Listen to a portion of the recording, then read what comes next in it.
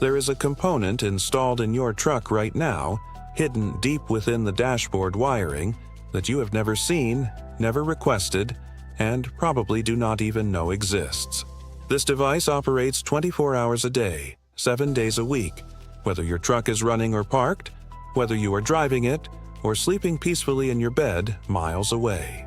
It consumes power continuously from your battery, maintains a constant connection to cellular networks, and transmits detailed information about your location, your driving behavior, your mechanical systems, and your personal habits to corporate servers that compile, analyze, and monetize every single piece of data it collects. You did not consent to this surveillance. You cannot disable it. You do not benefit from it in any meaningful way. Yet you paid for it, because the cost of this tracking hardware was built directly into the purchase price of your vehicle, and now you are funding the monthly data transmission fees through slightly higher vehicle prices that subsidize the manufacturer's cellular service contracts. This is not speculation or conspiracy theory. This is documented fact, verified through manufacturer service manuals and confirmed by teardown analysis, and admitted openly in corporate investor presentations where executives brag to shareholders about the revenue potential of connected vehicle data.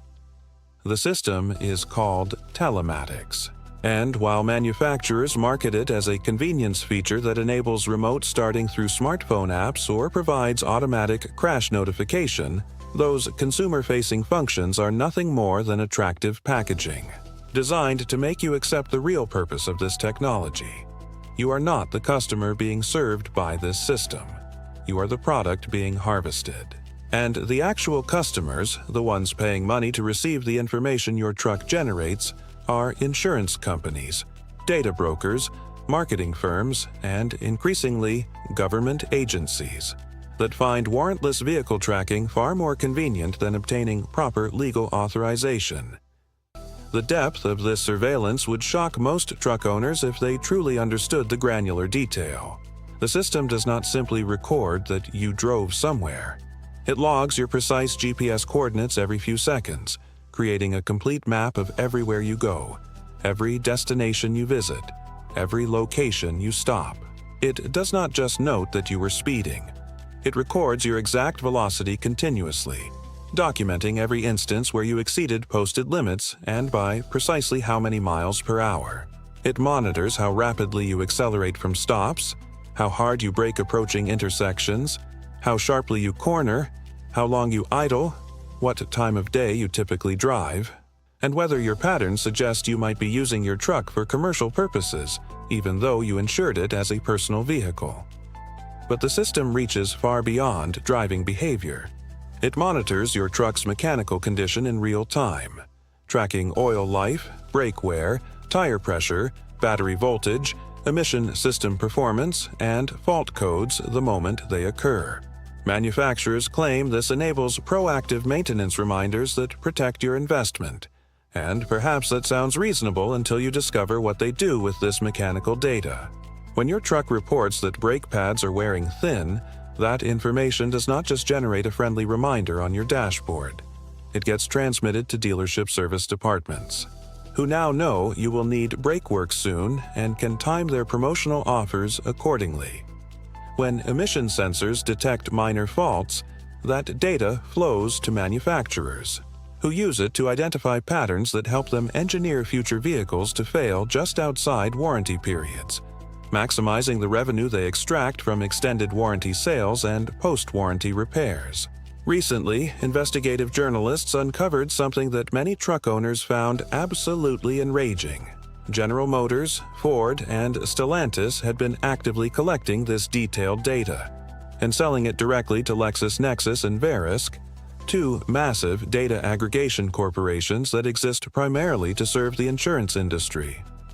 These data brokers compiled individual driver profiles, complete with records of every hard brake, every rapid acceleration, every instance of speeding, then sold those profiles to insurance companies who used them to justify premium increases.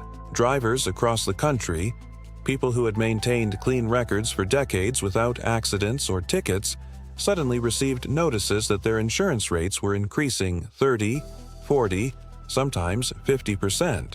When they called their insurance companies demanding explanations, they were told that their driving behavior data indicated they were higher risk than previously assessed. The truck owners were baffled. They had not been in accidents. They had not received tickets. Their official driving records were spotless. How could insurance companies possibly know anything about their actual driving behavior? Then the horrifying reality emerged. Their own trucks had reported them. The vehicles they purchased, the machines sitting in their own driveways, had been continuously monitoring their driving and selling that information to create secret profiles that insurance companies then used against them. The betrayal felt complete. Not only had manufacturers installed corporate surveillance equipment and vehicles that customers believed they owned, they had actively profited by weaponizing that data against the very people who purchased their products. But even this represents only the surface level. The deeper and far more disturbing issue is what this constant connectivity enables beyond mere surveillance. Every system in your modern truck operates under the command of networked computers. From engine management to transmission control, from braking to steering, from networked computers that receive and respond to digital instructions. In older trucks, these computers operated independently. In older trucks, the ones built before this connectivity cancer metastasized throughout the industry, these computers operated independently. They ran their programming and had no communication pathway to the outside world. If you wanted to modify how your truck performed, you could reprogram the engine computer, install a tuner, adjust fuel maps, and the truck would run exactly as you configured it. There was no external override capability. That independence no longer exists. Modern trucks maintain permanent connections that allow manufacturers to push software updates remotely, without asking permission, without providing detailed change logs, sometimes without even notifying you that modifications have occurred. Owners have reported trucks that suddenly developed new behaviors overnight, transmission shift points changing, throttle response becoming less aggressive, fuel economy mysteriously decreasing. When they contact dealerships, they are told that a software update was applied and no, it cannot be reversed. And no, they will not explain exactly what was changed or why. You thought you owned your truck and could control how it operates, but the manufacturer retained ultimate authority to modify its behavior at any time, for any reason they choose not to disclose. This reaches its most alarming manifestation in the remote disable capability that virtually every connected truck now possesses. Manufacturers describe this feature in benign terms, explaining that it helps recover stolen vehicles or allows lenders to immobilize trucks when payments become delinquent. But consider the implications more carefully. There exists, right now, the technical capability for your truck to be remotely shut down, rendered completely inoperable by entities that are not you. Perhaps the official reason is legitimate, recovering a stolen vehicle or enforcing a loan agreement. But what prevents this capability from being used for other purposes? What stops a manufacturer from disabling your truck because you took it to an independent repair shop instead of a dealership, violating terms of service buried in that stack of papers you signed? What prevents a government agency from immobilizing your vehicle without a warrant, arguing that the exigent circumstances of a manhunt or emergency justified the action? The vehicle you believed was your private property is in reality a corporate listening post and a remotely controlled machine. The hidden system is already there. The question is, who really owns your truck? These questions are not hypothetical anymore. We have already seen coordinated deactivation of connected services. During the Canadian trucker protests, there were serious discussions in government circles about remotely disabling the trucks involved. While that particular measure was not implemented, the fact that it was considered viable reveals how thoroughly this infrastructure has shifted the balance of power. A truck that can be turned off remotely is not truly yours. It is something you are permitted to use, conditionally, as long as you maintain compliance with whatever terms the controlling entities decide to enforce. This represents a fundamental transformation in the nature of ownership. and it happened gradually enough that most people never noticed the freedom they were losing. Now, understanding this hidden control system is deeply disturbing, but awareness alone does not solve the problem. You need to know how to escape it, how to reclaim genuine ownership, and that requires understanding which trucks were built before this infrastructure was embedded into every component. The cutoff is not a single specific year, because manufacturers implemented these systems gradually, but there exists a clear dividing line in truck design that separates the last free vehicles from the first surveilled ones. That line falls approximately around 2014 for most manufacturers, with some variation depending on specific models and trim levels. Trucks built before this threshold do have computers. They are not completely mechanical like vehicles from the 1970s, but their computers operate independently without external connectivity. A 2009 Silverado has an engine control module that manages fuel injection and ignition timing. It has a transmission control module that determines shift points. It has an ABS module that prevents wheel lockup during braking. But these computers talk only to each other through a local network contained entirely within the truck. They do not communicate with cell towers. They do not transmit data to manufacturer servers. They do not receive remote software updates. They simply perform their designated functions based on sensor inputs and programming that you can modify if you choose, and nobody can override your decisions because there is no external connection allowing them to do so. Finding these trucks requires understanding where to look and what specific indicators reveal that you have located a vehicle from before the connectivity takeover. The most obvious tell is the infotainment system. If the dashboard features a large touchscreen, particularly one offering connected services, remote app control, or built-in navigation with traffic updates, that truck has the telematics hardware. If instead you see a simple radio with physical buttons, or a small non-touch display, or even just a blank panel where radio would go, you are likely looking at a truck from before the surveillance era. Check whether the truck offers a smartphone app for remote functions. If the manufacturer provides an app that lets you start the truck, lock the doors, or check fuel level from your phone, that capability exists only because the truck has a permanent cellular connection enabling those commands. No app means no connection means no surveillance. Examine the owner's manual section covering vehicle features and services. Look for any mention of connected services, telematics, Wi-Fi hotspot capability, or automatic crash notification beyond basic OnStar. These features sound convenient in marketing materials, but their existence confirms that your truck contains the hidden system. Pay attention to whether the truck has a separate fuse or circuit breaker labeled for telematics or communication module. Pull the fuse panel cover and read the labels carefully. Manufacturers are required to provide some method of powering these systems, and often they are documented right there in the fuse diagram, hiding in plain sight because they assume owners will never look or understand what they are seeing. When you identify a truck built before this system became standard, before manufacturers decided that surveillance and remote control were features rather than violations, you need to verify that nobody has added aftermarket tracking devices. Inspect the OBD2 diagnostic port under the dashboard. This port should be empty unless a mechanic has temporarily connected a scanner.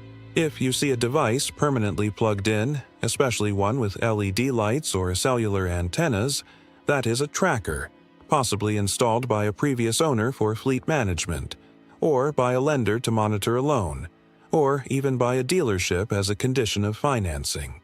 These plug-in trackers are easily removed, but you need to know they are there. Check the wiring around the battery and fuse box for any aftermarket additions. Wires that do not match factory colors or routing, especially any that connect to small boxes with antennas.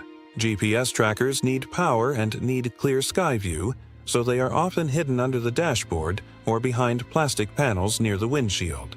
Once you have verified that the truck is genuinely free of tracking systems, both factory and aftermarket, you gain something that is increasingly rare and valuable.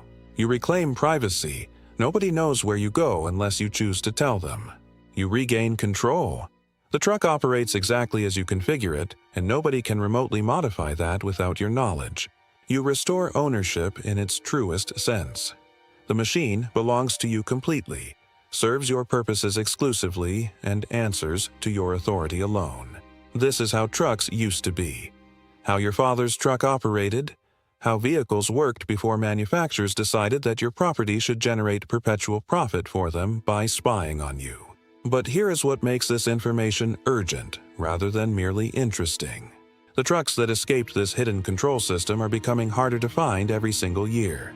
Some are being scrapped when they suffer mechanical failures that would be economically repairable on a vehicle you plan to keep long term, but seem too expensive on something you view as old and outdated. Some are being exported to markets where privacy laws are even weaker and surveillance is more accepted. Some are simply wearing out through neglect and abuse from owners who do not understand their value. And crucially, manufacturers are working systematically to eliminate independent repair capability on these older trucks by discontinuing parts, claiming environmental concerns require removing older vehicles from roads, and even lobbying for regulations that would mandate connectivity and tracking systems in all vehicles regardless of age, through required inspection equipment or registration conditions. The window is closing. Not slowly, not theoretically, but measurably and rapidly. 5 years ago, you could find dozens of pre-surveillance trucks in any local market.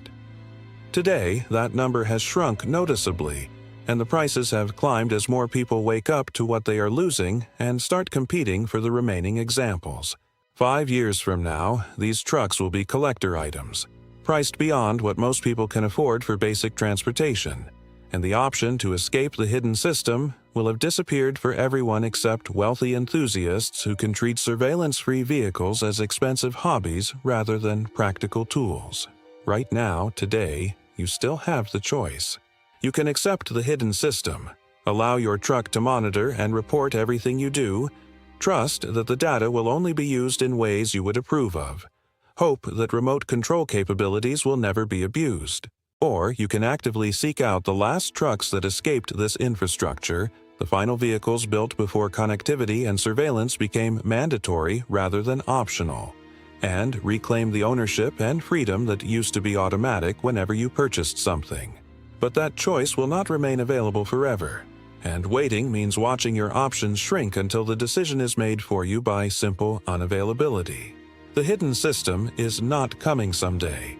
It is already here, already operating, already controlling the truck you drive. The only question is whether you will escape it while you still can.